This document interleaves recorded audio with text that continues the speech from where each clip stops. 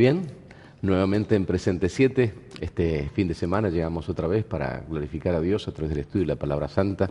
Hoy con un amigo a quien hace mucho no nos veíamos, don Héctor Hellhorn. Bienvenido, pastor. Muchas gracias. Un hombre que ha tenido un ministerio muy particular que después vamos a comentar. Bueno. Y quisiéramos primeramente hacer las presentaciones de oficio, pastor, que es agradecer a nuestros amigos de Canal 2 que nos permiten, a través de este medio, el Sistema Satelital del Libertador San Martín, poder llegar a todos los hogares que nos están viendo en este momento.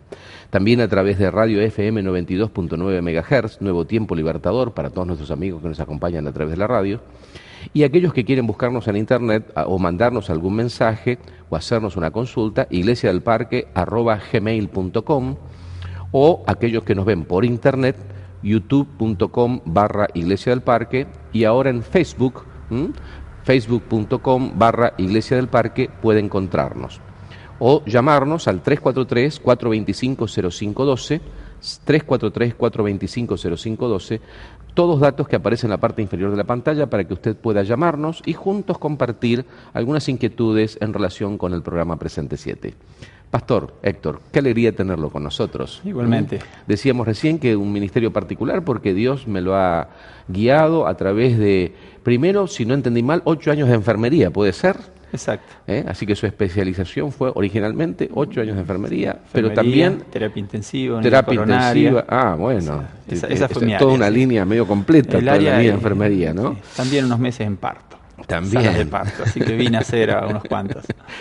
Y entonces luego 7 años en obra evangélica como pastor de distrito. Sí. Y después fue llamado a un ministerio con un desafío tremendo en instituciones educativas, ya con 10 años en el área de preceptoría y jefe de preceptores en este momento en nuestra universidad. Aquí en la ¿Es Universidad así? Adventista. Correcto.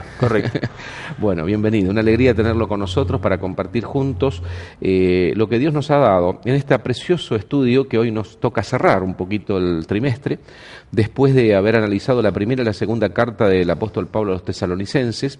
Y hoy tenemos un título muy singular: mantener fiel, y la insistencia está en fiel, a la iglesia. ¿Cómo podemos ayudar a esta iglesia, en base al consejo paulino a los tesalonicenses, a mantenernos fiel? ¿Cuál es la exhortación de Pablo? ¿Cuál es la orientación? Y comenzamos, tal vez, pastor, recordando ese texto de memoria de 2 Tesalonicenses 2:15 para introducirnos en el tema general de la lección, y si usted nos acompaña, leemos el pasaje. Como no, con gusto. Dice San Pablo: así que, hermanos, estad firmes y retened la doctrina que habéis aprendido, sea por palabra o por carta nuestra. Estad firmes y retened la doctrina. O sea, Pablo comienza ya a ir cerrando los conceptos generales que se plantearon en ambas cartas, y ahora ya comienza a dar consejos específicos. Hay una orientación precisa. Y dice allí: hermanos, estad firmes y retened la doctrina. Ese estad firmes, ¿cómo lo podemos entender a la luz de todo lo que hemos visto hasta ahora en relación con el estudio de Tesalonicenses? Digo, porque pasaron por momentos de muchas pruebas, aparentemente. Pasaron dificultades estos hermanos, sí.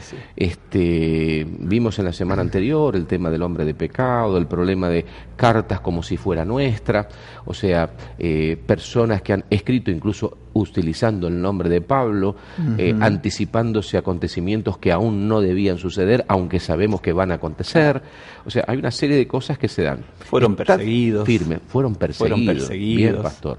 Fueron perseguidos, no solo por los propios judíos que no estaban de acuerdo con el cristianismo, sino también el propio imperio haciendo presencia de la manera dramática que en aquellos días acontecía, ¿no?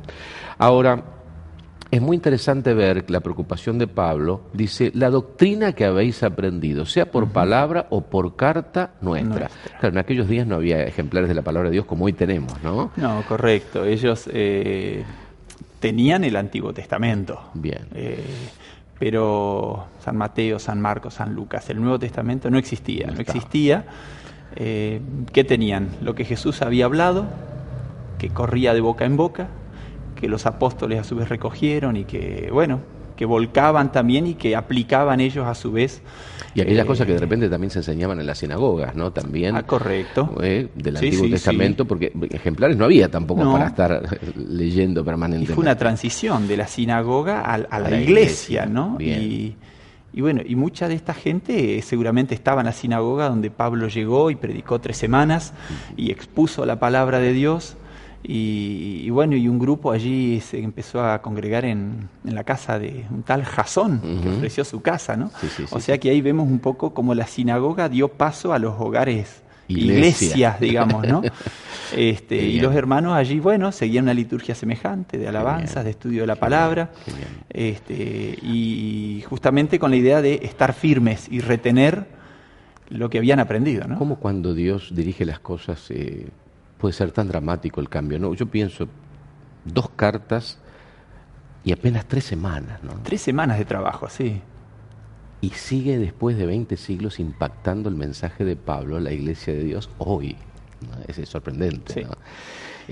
Como 3 semanas dirigidas por Dios, revelado por Dios, inspirado por Dios, y nosotros hoy clamando por iluminación en la comprensión de la palabra de Dios, nos llega esas 3 semanas, más allá que después son comentadas en las cartas, los conceptos, las enseñanzas, pero qué impresionante, ¿no? En ese proceso transitivo que tú estás mencionando. Y por otro lado, la preocupación de Pablo.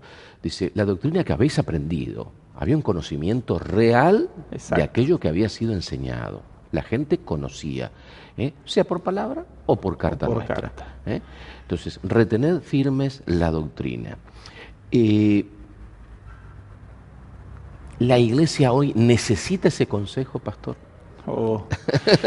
Yo creo que la iglesia... esa orientación de Pablo, sí, la iglesia de Tesalónica, la vamos a traspolar ahora, lo vamos a traer a nuestros días.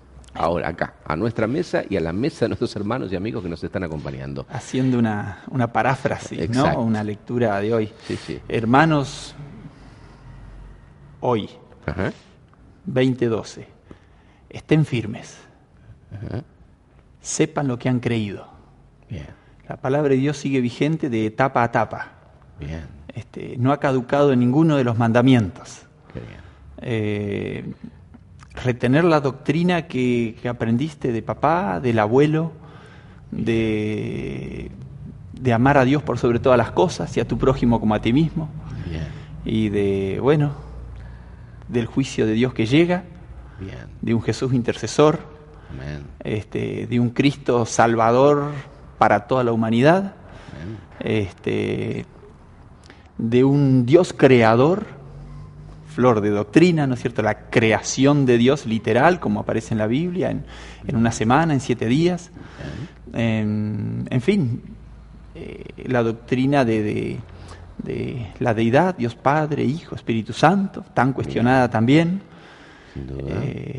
El tema del plan de Dios para la familia, el matrimonio, hombre, mujer, con todas las variables que hoy se están presentando. Bien.